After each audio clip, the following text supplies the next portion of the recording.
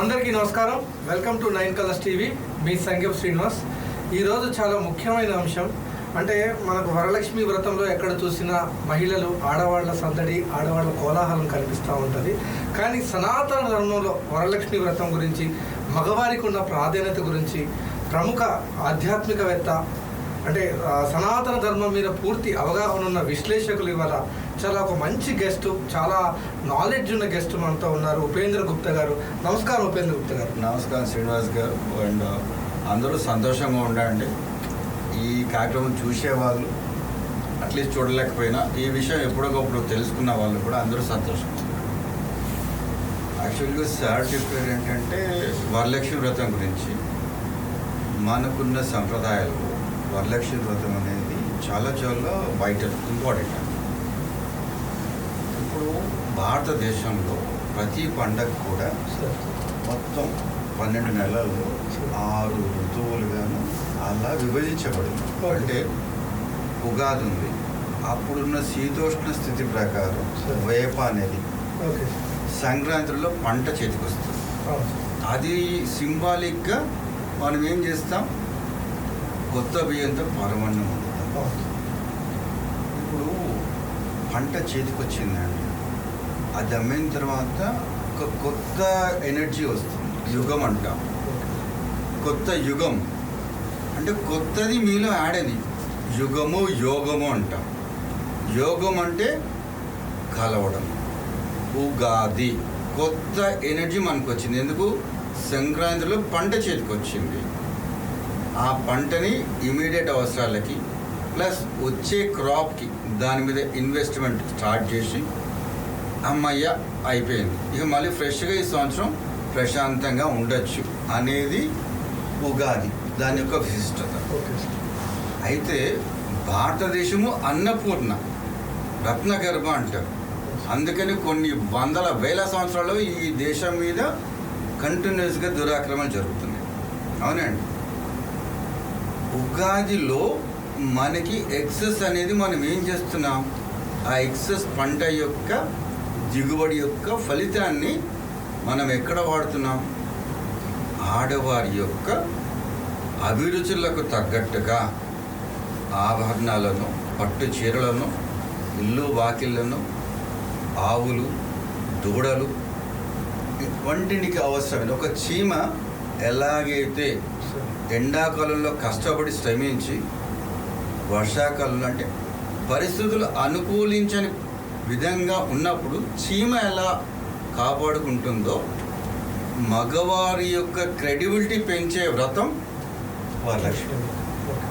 చూడండి, ఇందాక నేను చెప్పినట్టు 12 మాసాల్లో ఒక్కొక్క దగ్గర ఒకటి అనుకున్నాం. ఇది ఏ మాసంలో చేస్తాం మనం? శ్రావణ మాసం. అంటే శ్రావణం యొక్క మూలం ఎక్కడ? వినడం, శ్రవణం. మామూలుగా మాట్లాడుకుంటే, నేటి సామాజిక పరిస్థితుల్లో మాట్లాడుకుంటే సంవత్సరం పొడుగునా కూడా భార్య భర్తను అనడము, భర్త భార్యను అనడము జనరల్గా జరిగేది. కేవలం ఈ శ్రావణ మాసంలో, అది కూడా మంగళవారాలు, శుక్రవారాలు, ఆడవాళ్ళు ఏం చేస్తారు, 1-2 తమలపాకులు, ఇంత ఒక్కసూర, 2 అరటిపళ్ళు, అంతకుముందు రోజు నానబెట్టిన శనగలు. మినిమం ఖర్చు అండి. వరలక్ష్మి వ్రతంలో ఒక సంసారికి, ఒక కుటుంబ పెద్దకి మినిమం ఖర్చు ఉన్న పండగ ఏదైనా ఉంది అంటే వరలక్ష్మి. అక్కడ మనకు మినిమం ఖర్చు ఉంది అంటే మ్యాక్సిమం ఎక్కడో పెట్టుంటాం. మినిమం ఖర్చు అక్కడ పెడుతున్నాడంటే మ్యాక్సిమం అక్కడ పెట్టుంటాం. ఆ మ్యాక్సిమం ఖర్చు ఎక్కడుంది? ఒంటి మీద బంగారం కానీ, పంటల మీద కానీ, ఫ్యూచర్ ఇన్వెస్ట్ మీద మ్యాక్సిమం వెళ్ళిపోయింది. ఆ శనగలతో వచ్చే ఎనర్జీ కానీ, అరటిపొడితో వచ్చే ఎనర్జీ కానీ, ఆకులు, తోనపాకులతో వచ్చే పౌష్టిక. ఇప్పుడు ఆకులు ఉన్నాయండి, దాంట్లో ఉండేది ఏంటి? సున్నం, ఇంత 2 లవంగాలు, 1 ఇలాచి. ఒక్కసారి మీరు సెట్ చేయండి. తిన్న ఆహారం అరగడం, ఎముకల యొక్క స్ట్రెంత్, శనగల్లో ఉన్న ఎనర్జీ, అంటే సూక్ష్మంలో మోక్షం అంటాడు చూసారా, అది ఈ వరలక్ష్మి వ్రతంలో మనం పెట్టే ఖర్చు. దేనికోసం? ఆరోగ్యం కోసం. ఇంకొకటి కూడా శ్రావణ మంగళవారంలో బియ్యం పిండి బెల్లం చిన్న చిన్న ఒత్తులు చేస్తాం. అంటే మనం ఏమి తినాలి అనేది నిర్ణయించేది కూడా బియ్యం పిండి ప్లస్ బెల్లం. ఆడవాళ్ళు వేరే వాళ్ళకి పెట్టకుండా తినేస్తాం. ఎందుకంటారా, ఆ భర్త యొక్క సంపాదనతో వెలిగిన ఆ ఇల్లు, ఆ తిండి తిప్పలు ఇంకొకటికి కాదు. నా భర్త నా కోసమే, నా భర్త సంపాదన నా దగ్గరే ఉండాలి అంటే ఆవిడ భర్త మీద ఎంత ప్రేమాభిమానాలు చూపించే మాసం ఉండేది. ఇప్పుడు ఒకటి మామూలుగా చెప్తున్నానండి, ఎవరిని అడిగినా ఇవ్వాలా రేపు ఎందుకు ఇంత కష్టపడుతున్నాం అంటాడు. ఏమంటాం మనం?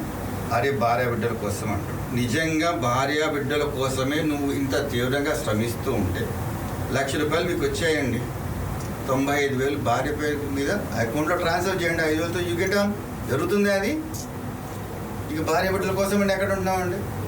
కానీ ఆ రోజులు అన్నారండి, వాళ్ళ మినిమం ఉంచుకొని, అంటే ఆ పంటకి కావాల్సిన మినిమం ఉంచుకొని మిగతా అంతా భార్య బిడ్డలకే ఇస్తున్నారు. మరి ఈ క్రెడిబిలిటీ ఎవరికండి? ఆడవాళ్ళదా? ఖచ్చితంగా ఈ వరలక్ష్మి వ్రతం మగవారి యొక్క, అంటే ముఖ్యంగా భర్త యొక్క క్రెడిబిలిటీ. మీకు కనబడకుండా భార్య మీద భర్తకున్న ప్రేమాభిమానాలు, భార్యకి భర్త మీద అనురాగం. మా ఆయన గౌరవం పెంచాలి, నా మెడలో ₹1,00,000 వేసాడని చెప్పేసి 2 లక్షలు అప్పు చేసి పండుగలు పురస్కారాలు చేయడంలా భార్య, తల్లి కానీ భార్య కానీ ఆయన ₹1,00,000 నా మెడలో వేసాడు. నేను మినిమం అయినా, అంటే ఒక కుటుంబం పెద్దలో, అరే నాయన ఇంత అన్నం చిన్న బెల్లం ముక్క ఇచ్చావా, మన హెల్త్ కాపాడుతుందిరా నాయన. 4 శనగలు, ఏ వాతావరణంలో పెరిగిన శనగలు, నిప్పు పుట్టిన రోజుల్లో కూడా శనగలు నానేసుకుని తింటే మీకు కావాల్సిన ఎనర్జీ ఇస్తుంది. ఒక్కసారి మీ ఆకలి తీరిందా మీ ఎనర్జీ లెవెల్స్ పెరుగుతాయి, మీ ఆలోచన ధోరణి మారుతుంది వెంటనే. అదేంటంటే భార్య భర్తకి, నేను I take care of your domestic life, నీ వంట వార్పుకి, నీ ఆరోగ్యానికి, నీ గౌరవానికి, సమాజంలో నీ స్థితిని నేను ఇంకా పెంచుతాను, నాకు ఇంత వచ్చినా చాలు. మా ఆయన ఇచ్చాడుంటుంది. కానీ ఇంకో ముఖ్య విషయం చెప్తున్నానండి, ఎవరు కూడా ఆడవాళ్ళల్లో ఎవరు కూడా ₹1,00,000 నగేసుకొని ఓ 1/2 కిలో వడ్డానం పెట్టుకుని వంట ఎప్పుడైనా చేయడం చూశారా మీరు? చూడాల. నిజంగా ఆడవారికి ఆ నగ మీద, ఆ పట్టు చీర మీద మోజు ఉంటే 24 గంటలు అవే ఉంటాయండి. ఆడవాళ్ళు ఎప్పుడు వెళ్తారు అవి వేసుకుని? ఒక పేరెంట్ అనుకో, ఒక పబ్బా అనుకో, 10 మంది గ్యాదరింగ్, అక్కడ ఏమవుతుంది, మనం ఏమనుకుంటాం, ఆమె చూపుటం అనుకుంటాం. కానీ చాలా చాలా తప్పండి, చాలా చాలా తప్పు. అది ఎవరు కొనిచ్చారు? పక్కడు కొనిస్తాడా? మీ ఆయన కొనిస్తాడు, మీ అన్నదమ్ములు కొనిస్తారు, లేదా మీ తండ్రి కొనిస్తాడు. అంటే ఆడవారు, ఇప్పుడు నేను ఉన్నానండి, ఇది నా దాదాపు ఒక 30 సంవత్సరాల నుండి నా మెడలో ఉందండి. ఇవాళ రోజు ఇది ₹1,00,000 మినిమం ఉంటుంది. అవునా? 30 సంవత్సరాల క్రితం నా జేబులో ₹1,00,000 పెట్టుకుని ఉన్నా. నేను ఖచ్చితంగా చెప్తున్నానండి, ఒక్క పూట కూడా నా జేబులో ₹1,00,000 నిలవదండి. ఖచ్చితంగా 10, 50, 100, 1000 తగ్గుతాయి. మరి ఇది ఎందుకు తగ్గలేదండి? అదండి, అది నిజమైన గొప్పతనం. ఒక భార్య తల్లిగా అయిన తర్వాత తండ్రిని, పిల్లల్ని ఉన్నంతలో సర్దుకుంటూ, నిజమైన అవసరం ఇస్తే ఆడవాళ్ళు ఏం చేశారండి, అమ్మేసి వాడి లైఫ్ నిలబెట్టాడు. సో ఇది కేవలం ఆడవారి గురించో, మగవారి గురించో, పిల్లల గురించో, వాళ్ళకున్న నగలు, నట్టాలు, వాళ్ళకున్న రిచ్నెస్ షోపుటప్ చేయడానికి మాత్రం కాదండి. మగవారు ఖచ్చితంగా అందరూ నమస్కారం చేసి చెప్తున్నా, మగవారి యొక్క నిజమైన క్రెడిబిలిటీ, ఈ వరలక్ష్మి వ్రతం యొక్క నిజ ఫలితం ఎవరికి దక్కుతుంది? ఆ ఇంటిలో ఉన్న ప్రతి మగవారికి అండి. ఇది గుర్తుపెట్టుకోండి, ఆడవారు బంగారం గురించి అడుగుతున్నప్పుడు తల తాకబెట్టైనా సరే నిన్ను నిలబెట్టడానికి ఉన్న బంగారం అది. ఆమె తల తాకట్టు పెడుతుంది అంటే తల కింద ఏముంది? మెడ కింద ఏముంది? మెడలో ఏముంది? అదండి. మీరు ఇవ్వగలుగుతారా? ఆమె ఇస్తుందండి. ఖచ్చితంగా చెప్తున్నానండి. పిల్లోడు చదువు గురించి ఏమైనా చేస్తుంది. ఒంటి మీద నగలన్నీ వేసి ఒక చిన్న పసుపు ఆడుకోడు, భర్త పోతున్నాడా తీసేస్తుంది. అంటే నిజమైన సేవింగ్ అకౌంట్ ఏదైనా ఉందంటే మీ భార్య, మీ తోబుట్టువులు, మీ అమ్మాయి అండి. వాళ్ళ యొక్క మంచితనానికి, వాళ్ళ యొక్క అవగాహనకి, వాళ్ళకున్న బ్యాలెన్స్ షీట్ పరిజ్ఞానానికి మనందరం ఎన్ని జన్మలెత్తినా ఈ దేశంలో ఆడవారి యొక్క మంచితనాన్ని కానీ వారి ముందు చూపు కానీ మనం ప్రశ్నించకూడదు. నిజంగా చెప్తున్నానంటే ఈ వరలక్ష్మి వ్రతం అనేది నిజ ఫలితం ఆ ఇంట్లో సంపాదించే మగవారికి, చదువుకునే పిల్లలకి, చదువు తర్వాత సంపాదనలో ఉండే వాళ్ళ ప్రతి వారికి కూడా కామన్గా జరుపుకోగలిసిన పండుగ. లక్ష్మీదేవి అనుగ్రహం ఎవరి మీద ఉంటుంది సార్? చాలా బాగా చెప్పారు దీని గురించి. చెప్పండి. అంటే రెండు విషయాలండి సార్. లక్ష్మీదేవి నా మీద లేదా ఇంకొకరి మీద లేదా మీ మీద అనే ఏం ఉండదండి. నిజం చెప్పాలి అంటే మళ్ళీ సరస్వతికి ఆ లక్షణం ఉందండి. కింద మీద పడ్డవాడికి అక్షరం ముక్క రాదు. కానీ లక్ష్మీదేవి అలా కాదండి. ఎవరి మీదైనా సరే ఆమె అసలు మీరు ప్రయత్నం చేయండి, ఆమె ఇస్తారు. పోతే సార్ అడిగిన మంచి ప్రశ్నలో అనుగ్రహం అన్నారు. లక్ష్మి ఎటు ఉంటుంది? అవునా? తృప్తి ఉన్న వాడి మీద ఆవిడ అనుగ్రహం ఉంటుందండి. నా డొమెస్టిక్ లైఫ్లో నలుగురం ఉన్నాం, మాకింత కావాలి. ఇప్పుడు చాలా మంచి ప్రశ్న వేశారు శ్రీనివాస్ గారు, చాలా మంచి ప్రశ్న. ఇప్పుడు నాకు ఆకలేసిందండి, ఎల్లుండో అవతల ఎల్లుండో తిందామని నేను అనుకుంటానా? మీరు అనుకుంటారా శ్రీనివాస్ గారు? అది మరి ఇవాళ ₹1,00,000 ఉంది, దాన్ని ఏం చేస్తున్నారు మనం? ఎల్లుండికి దాచిపెడుతున్నారు. అక్కడ తృప్తి ఉందా? అంటే లక్ష్మీదేవి నిజంగా ఎవరి మీద ఉంటుంది అంటే మన దయా తెలుసుకోవాలండి. మనకు కావాల్సింది ఏంటి? ఇవాళ ప్రతి కుటుంబంలో ఉన్న అన్ని సమస్యలకు మూల కారణం ఇదేనండి. వాడి నిజ అవసరం మనం గ్రహించడం. చూడండి శ్రీనివాస్ గారు, ఒక 15-20 ఏళ్ల క్రితం వెళ్తే ఖచ్చితంగా మీ నాన్నగారు 6-6:30 వచ్చేసి, 5 గంటలకు ఆఫీస్ అయితే మ్యాక్సిమం 7 గంటలకు వచ్చేవాడు. అవునా? వచ్చి ఆయన ఏం చేసేవారు? ఒకవేళ మీరు హిందువు అయితే కాజులు కడుక్కొని ఒక అగరబత్తి వెలిగించి ఒక చిన్న దీపం పెట్టి ప్రశాంతంగా కూర్చుంటాడు. అవునా? ఇవాళ 7 గంటలకు ఆఫీస్ అయిపోయింది అనుకుందాం, ఇంటికి చేయడానికి రోడ్డు మీద 100 మందిని టచ్ చేసుకుంటూ ఆ ఇల్లు ఉంది అని గుర్తుపెట్టుకుని వస్తాం. అవునా?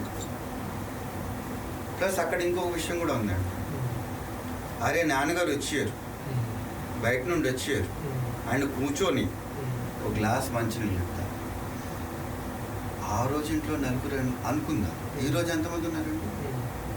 నలుగురేగా. యాక్చువల్గా చెప్పాలంటే ఆ రోజు ఉమ్మడి కుటుంబాలండి. తల్లి, తండ్రి, కొడుకులు అనడమే కరెక్ట్. ఇవాళ కొడుకు అంటున్నాం లేదా కూతురు అంటాం, ఒకళ్ళు అవుతారు మ్యాక్సిమం.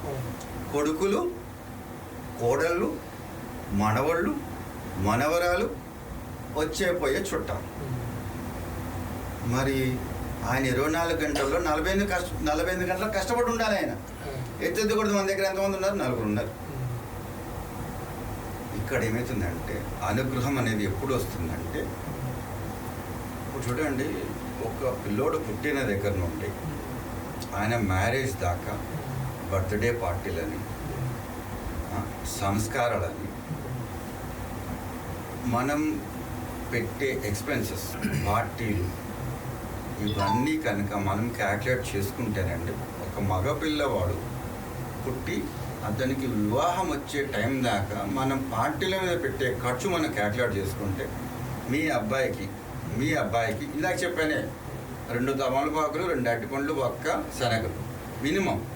అలా మినిమం సెలబ్రేట్ చేసుకుంటే మీరు మీ అబ్బాయిని ఆయన పుట్టినరోజు కానీ ఏమైనా పాస్ అయినట్టు లేదా ఏదైనా సీట్ వచ్చినట్టు నిజమైన సేవింగ్స్తో మీరు వెళ్తే మీ అబ్బాయికి మీరు 1 ఎకరం బంజారాహిల్స్లో కొనొచ్చండి. నేను రాసిస్తాను, మీరు క్యాల్కులేట్ చేసుకోండి. పోతే ఒక్క మ్యారేజ్ ఫంక్షన్స్ కోసము మనం పెట్టే ఖర్చు, నీ భార్య మినిమం అవసరాలకి మీరు 2 సార్లు నో చెప్పారు. మీ ఆవిడ అడిగింది నాకు ₹1,00,000, అవసరం ఉంది. నో, రేపు పొద్దున వాడికి కావాలి అంట. అవునా? మరి అనుగ్రహం ఉండి ఏం చేస్తున్నారు మీరు? మరి ఎక్కడ నిలుస్తుంది మీ దగ్గర? ఇలాంటి వరలక్ష్మి వ్రతం నిజంగా పర్ఫెక్ట్గా మనం బ్యాలెన్స్ చేసుకునేది మగవాళ్ళ వల్ల కాదండి. నేను చెప్తున్నా, మగవాడి వల్ల ఏ రోజు కూడా ₹1 ఎక్కడ ఖర్చు పెట్టాలి, ఎక్కడ దాయాలి అనే నిజమైన అవగాహన నాకు తెలిసినంత వరకు మగవాడికైతే లేదండి. మీరు అలా ఉంటే కనుక మీ అందరికీ దండ పెడతారు. చెప్పండి సార్. లక్ష్మి అనుగ్రహం ఉన్నా కూడా చాలా మందికి టెన్షన్స్, అంటే హెల్త్ ప్రాబ్లమ్స్, చాలా మానసికంగా వాళ్ళు ఇబ్బంది పడడానికి కారణాలు ఏమైంటారు? అది ఇవాళ మనం అనుకుంటున్నామండి, ఈ రోజే మనకుంది ఆ ప్రాబ్లం కాదండి. ఇంత క్రితం కూడా ఉంది. మనకి లేటెస్ట్గా చూసుకుంటే అంటే ఇవాళ ఈ కలిలో ఉన్నప్పుడు యాక్చువల్గా కలియుగ ప్రత్యక్ష దైవం వెంకటేశ్వర స్వామి ఏం చేశాడు? మ్యారేజ్ అనగానే పటామని ఏమైనా పిలిచాడు, అప్పటిగాడు మన వడ్డీగాడు. అంటే ఇక్కడ మీరు గమనించాల్సింది ఏంటి అంటే వెంకటేశ్వర స్వామిని తప్పు పట్టడంలా.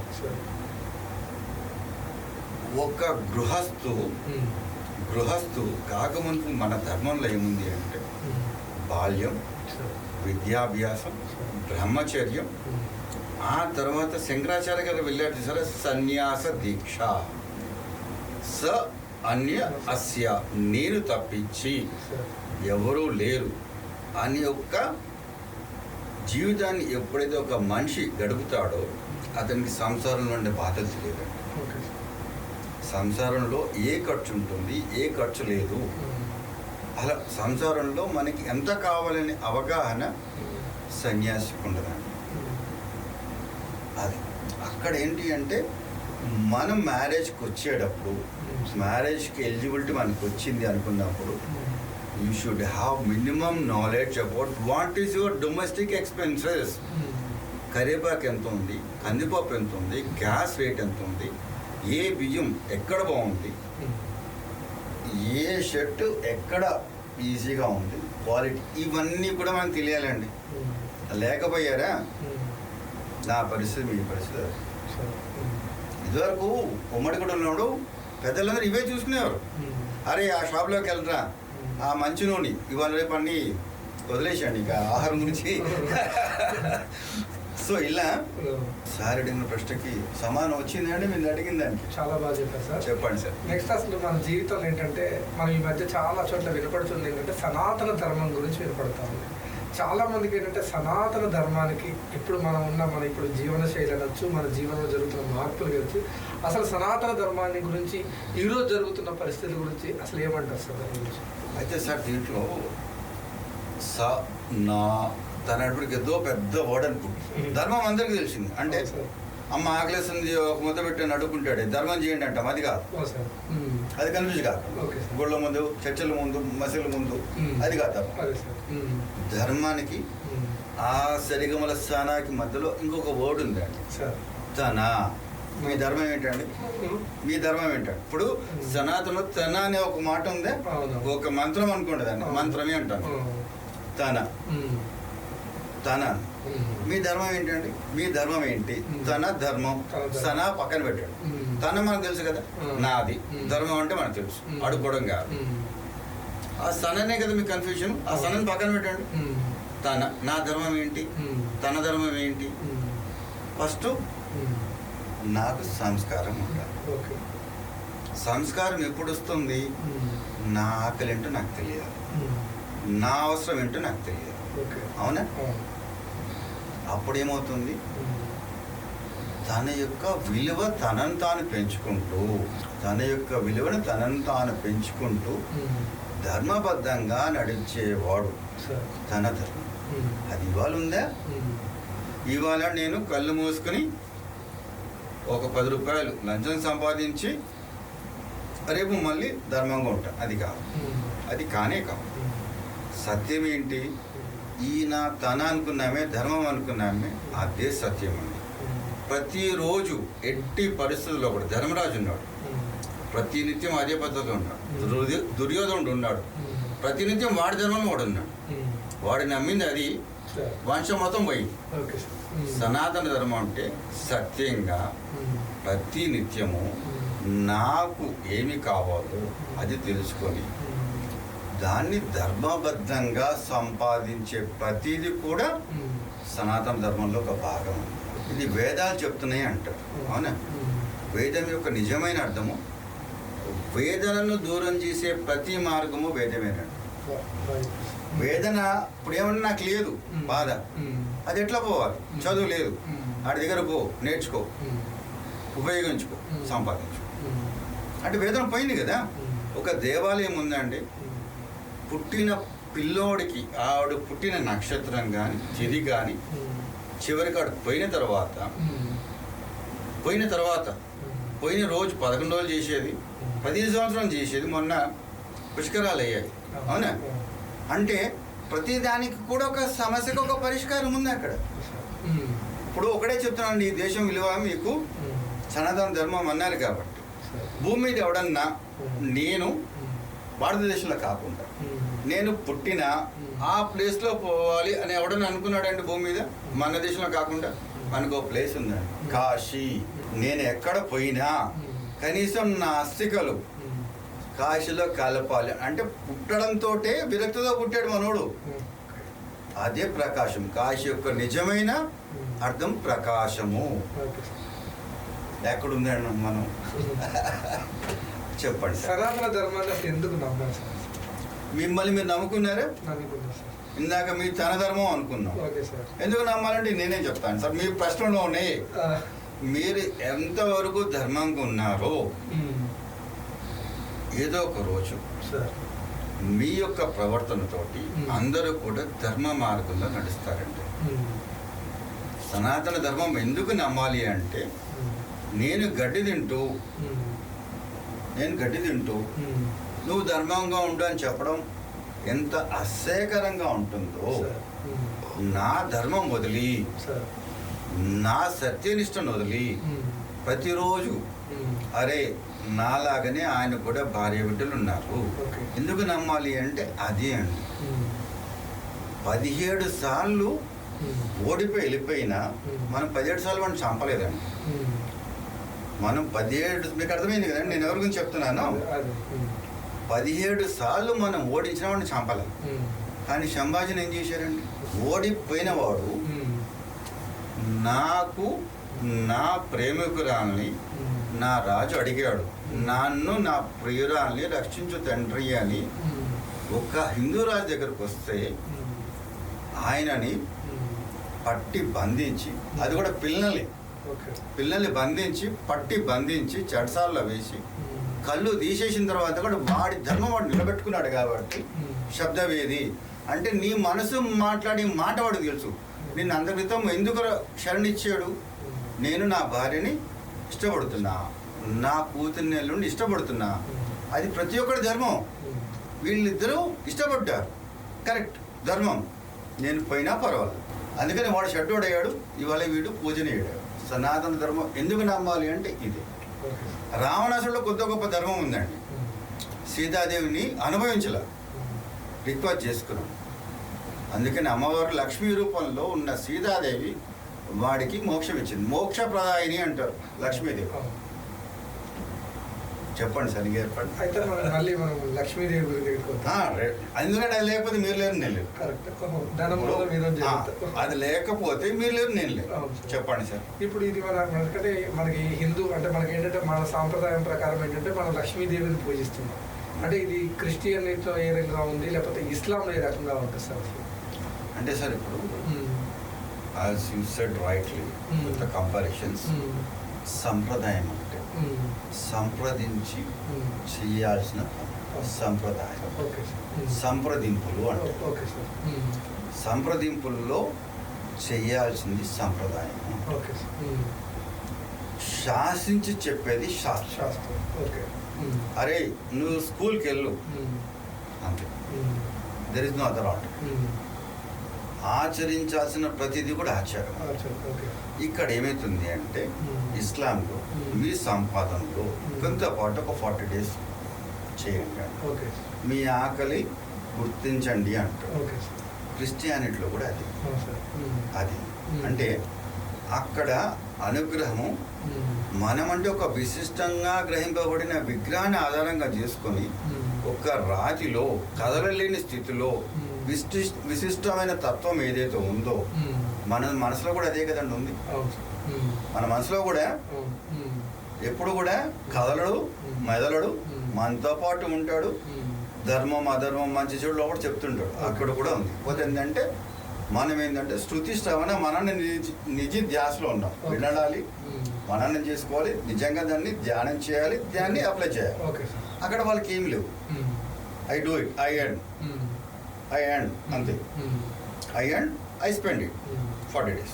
క్రిస్టియానిటీలో కూడా అట్లా ఎక్కడ కూడా మనం పూజించే పద్ధతిలో డిఫరెన్సెస్ ఉండగా, బట్ వాళ్ళ దగ్గర కూడా ఇదే ఉంది. వాళ్ళు ఇంకొక విధంగా పూజ చేస్తారు, ఇంకొక పేరుతో పూజ చేస్తారు, అంతే. చెప్పండి. వరలక్ష్మి అంటే అసలు ఎవరు సార్? లక్ష్మీం క్షీర సముద్ర రాజతనయాం శ్రీరంగధామేశ్వరీం. అష్టోత్తరంలో ప్రకృతి అయిన మహా వికృతి అయిన మహా ఆవిడ ఎక్కడ పుట్టిందంట? క్షీరసాగర మదనంలో సముద్ర రాజతనయామ. అదే దాంట్లో లక్ష్మీం క్షీర సముద్ర రాజతనయాం శ్రీరంగధామేశ్వరీం దాసీభూత సమస్త దేవనిత లోకైక దీపాంకురం. అక్కడ కుటుంబ నియమని అన్నామండి. లక్ష్మీ అమ్మవారిని కుటుంబ నియమం అన్నాం. ఒక్క సంసారికి డబ్బులు కావాలా, సన్యాసికి కావాలా? అంటే ఆ సంసారాన్ని మనం ఏమంటాం వాడుక భాషలో? సంసార సాగరం. అంటే నీరు అయిపోయింది, అసలు ఆ ఇంట్లో పాలే లేవు, మురిపాలే లేవు. అంటే మురిపాలలో ఉన్న కుటుంబంలోనే లక్ష్మీదేవి ఉంటుందండి. క్షీరసాగర మధురం అంటే మురిపాలు ఉన్న. ఇప్పుడు నేనేం చెప్పుకుంటానండి, నా భార్య మీద నాకు ఇంత ప్రేమ చెప్పుకుంటాను, నాకు నటులో క్షీరో సారే కొనిస్తాను. లేదా మహా ఎక్కువైంది అనుకోండి, నిన్ను కన్నా మా అత్తమావ కానీ మీ తల్లిదండ్రులు కానీ ఇంకా సంతోషం పడితే వాళ్ళకు బట్టలు ఉంటారు. అంతేకాని నగల నట్టలు ఈయన ఉండదు, మళ్ళీ మాడు కొట్టు. అవును కదండి. అంటే ఆవిడ ఎక్కడ పుడుతుందంటే కుటుంబంలో బంధాలు, ఆప్యాయతలు, కలకలలు, సంతోషాలు, అది వరలక్ష్మి. పురాణ ఇతిహాసాలలో లక్ష్మీదేవి ప్రాముఖ్యత ఏంటి సార్? చాలా ఉందండి, చాలా ఉంది. ఇప్పుడు చూడండి, లక్ష్మీనారాయణ ఆదిశేషం మీద వాళ్ళిద్దరు ఉంటారు. ఈ కుటుంబ బాధ్యత అనేది నిజంగా నాకు ఎప్పుడు అవగాహన వస్తుంది? నా వివాహం అయిన తర్వాత. అక్కడే మొదలైందా మా నాన్నగారి యొక్క వివాహ బంధం, ఆయన మా మీద ఉన్న ప్రేమ. ఇలా వెళ్తూ పోతే నాకు ఎక్కడైనా బిగినింగ్ ఉందా అండి? నా తర్వాత అయిపోతుంది ఈ బంధం. ఆది శేషం ఎక్కడుందో తెలియదు. పోనీ సంసారంలో ఉన్న డబ్బు బాధలు నాకే ఉన్నాయా? ఆడపడుచులు, తోడుకోడళ్ళు, అన్నదమ్ముడు ఇవన్నీ నాకే ఉన్నాయి. మా నాన్న కూడా ఉంది, మా తాత కూడా ఉంది, ముత్తాత కూడా అంటున్నాయి. అంటే ఎక్కడైనా సరే ఇవి సహజం. నిన్నైనా ఇవాళైనా రేపైనా సహజం. కానీ అక్కడేంటి, ఎప్పుడైతే నా భర్త నా కోసమే ఉన్నాడు, ఇన్ని సమస్యల వలయంలో కూడా ప్రశాంతంగా పడుకున్నాడు అంటే మీకు అన్ని ఇస్తూ అండి. మీకు ఇందాకనే భార్య బిడ్డల కోసం అని చెప్పేసి ₹1,00,000 వస్తే 90 రూపాయలు ఆ దగ్గర పెట్టుకుని ₹5 కూడా లేవంటే ఆడు కాదండి భర్త. శ్రావణ మాసంలో వాడి నిజవాస్తవం వదిలేసి మిగతా భార్య మీద పెట్టాడా? ఆయన నారాయణ అండి, నార ఆయన